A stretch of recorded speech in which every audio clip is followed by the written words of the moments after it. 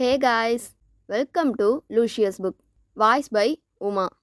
இன்னைக்கு என்ன புக்கோட சம்மரி பார்க்க போறோன்னா the richest man in Babylon. எல்லாருக்குமே பணம் சம்பாதிக்கிறத பற்றி தெரியும். ஆனால் அதை கரெக்டாக நம்ம ஃபாலோ பண்ணி எப்படி நம்மளோட பணத்தை இன்க்ரீஸ் பண்ணுறதுன்னு யாருக்கும் தெரியாது. அதுதான் இந்த வீடியோவில் நம்ம பார்க்க போகிறோம். இப்போ வாங்க அந்த வீடியோக்குள்ளே போகலாம்.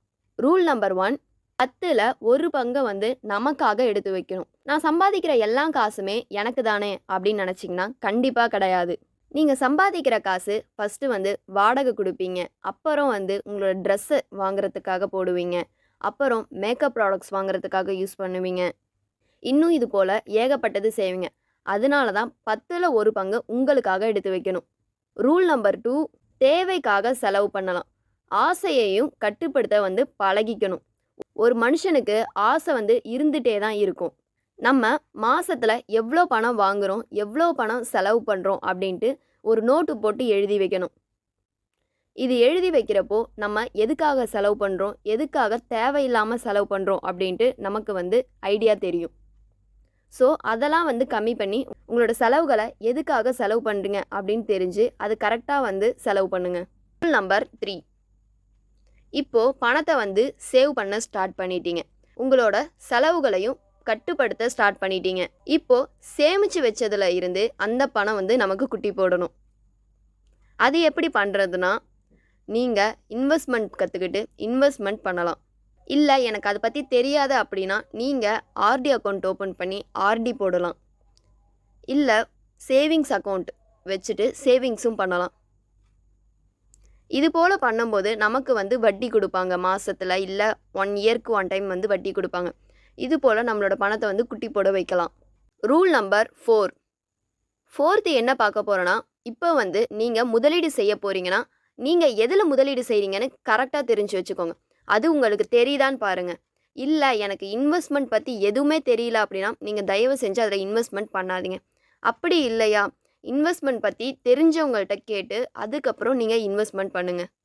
இப்போ சேவிங்ஸ்க்காகவே நிறைய கோர்ஸ்லாம் இருக்குது. நீங்கள் அதை பயன்படுத்தி கூட நீங்கள் பணத்தை பெருக்கலாம். ரூல் நம்பர் 5, இப்போது நீங்கள் சேமிக்கவும் ஸ்டார்ட் பண்ணிட்டீங்க, அப்புறம் உங்களோட செலவுகளையும் கட்டுப்படுத்த ஆரம்பிச்சிட்டீங்க. அதுக்கப்புறம் உங்களோட இன்வெஸ்ட்மெண்ட்டை கரெக்டாக பயன்படுத்தி உங்களோட பணத்தையும் பெருக்க ஸ்டார்ட் பண்ணிட்டீங்க.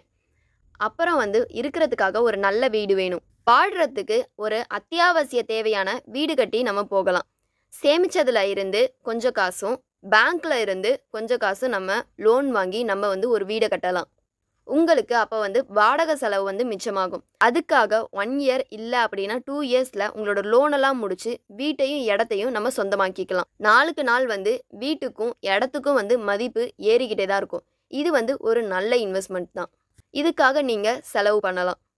ரூல் நம்பர் 6, ஃப்யூச்சருக்காக ஏதாவது வருமானம் வரணும்னு கண்டிப்பாக நம்ம தயார்படுத்தி வச்சுக்கணும். நீங்கள் கவர்மெண்ட் ஒர்க்கில் இருந்தால் பரவாயில்ல, பென்ஷன் வரும். ஆனால் இப்போ யாருக்குமே பென்ஷனும் கிடையாது.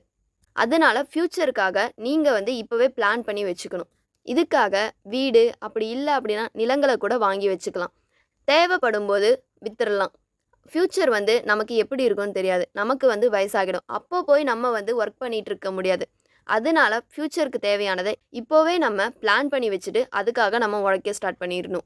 ரூல் நம்பர் 7, நீங்கள் என்ன வேலை செஞ்சுட்டு இருக்கீங்களோ அந்த வேலையில் உங்களோட ஸ்கில்ஸ் அண்ட் நாலேஜை இம்ப்ரூவ் பண்ணிக்கிட்டே இருக்கணும். அப்போதான் அதிலிருந்து நீங்கள் அதிகமாக சம்பாதிக்க முடியும்.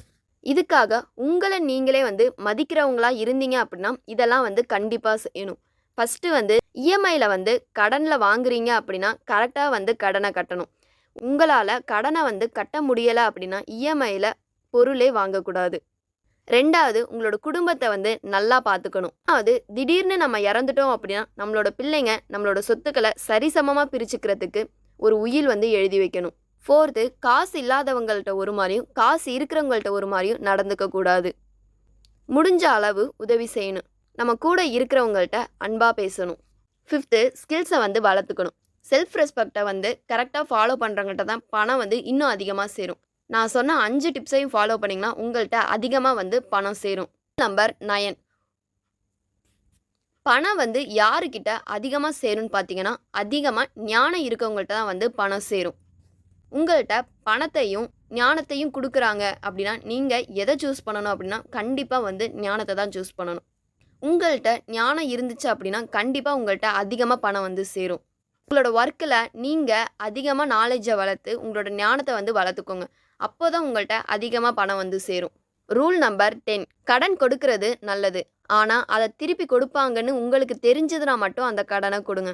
உங்களோட உறவினர்களாக இருந்தாலும் சரி, இல்லை உங்களோட நண்பர்களாக இருந்தாலும் சரி, யாராக இருந்தாலும் சரி, கொடுத்துட்டு பின்னாடி கஷ்டப்படுறதை விட முன்னெச்சரிக்கையாக இருக்கிறது நல்லது. ரூல் நம்பர் 11, என்ன விஷயம் நடந்தாலும் நம்மளே வந்து பாதுகாக்கணும், நம்மளோட குடும்பத்தையும் பாதுகாக்கணும். அதனால இன்சூரன்ஸ் போட்டு வச்சுக்கலாம், இல்லை சேவிங்ஸ் அக்கௌண்ட் ஓப்பன் பண்ணி சேவிங்ஸ் போட்டுக்கலாம். பாதுகாப்பான முதலீடுகள் செஞ்சு வச்சுக்கணும். ரூல் நம்பர் 12, கடன் வாங்கிட்டு ஓடிடக்கூடாது, மன உறுதி இருக்கணும். கடன் கொடுக்க முடியும்னு நம்பிக்கை இருக்கணும். மன உறுதி இருந்தால் கண்டிப்பாக ஒரு வழி வந்து கிடைக்கும். இந்த 12 ரூலையும் பயன்படுத்தி உங்களோட பணத்தை வந்து அதிகப்படுத்துங்க. டைம் மேனேஜ்மெண்ட் பற்றியும் நான் போட்டிருக்கேன். கீழே அதையும் டிஸ்கிரிப்ஷன் பாக்ஸ்லையும் மேலே வந்து ஐ பட்டன்லையும் கொடுக்குறேன். நீங்கள் இன்னும் நம்மளோட இக்கிகாய் புக்கை வந்து சம்மரி பார்க்கல அப்படின்னா அதையும் வந்து கீழே டிஸ்கிரிப்ஷன் பாக்ஸில் மேலே ஐ பட்டன்லையும் கொடுக்குறேன். நீங்கள் வாட்ச் பண்ணுங்கள். இதே போல் புக்ஸ் எல்லாம் நீங்கள் படிக்கணும்னு ஆசைப்பட்றீங்க அப்படின்னா நான் வந்து இன்ஸ்டாகிராம் பேஜ்லேயும் வந்து ஹேண்ட்லிங் பண்ணிகிட்ருக்கேன். நான் வந்து செகண்ட் ஹேண்ட் புக்ஸ்லாம் வந்து சேல் பண்ணிகிட்ருக்கேன். உங்களுக்கு பிடிச்சிருந்தது அப்படின்னா நீங்களும் வாங்கி பர்ச்சேஸ் பண்ணி படிங்க. கீழே டிஸ்கிரிப்ஷன் பாக்ஸில் வந்து லிங்க் கொடுத்துருக்கேன், பண்ணி பாருங்கள்.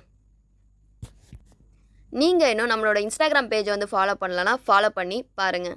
இந்த வீடியோ உங்களுக்கு பிடிச்சிருந்தது அப்படின்னா சப்ஸ்கிரைப் பண்ணிவிட்டு பக்கத்தில் இருக்க பெல் ஐக்கான் அழுத்தி ஆளுங்கிறத கொடுத்துக்கோங்க. அப்போ தான் நான் போடுற வீடியோஸ் உங்களுக்கு உடனே நோட்டிஃபிகேஷனாக வரும். தேங்க்ஸ் ஃபார் வாட்சிங்.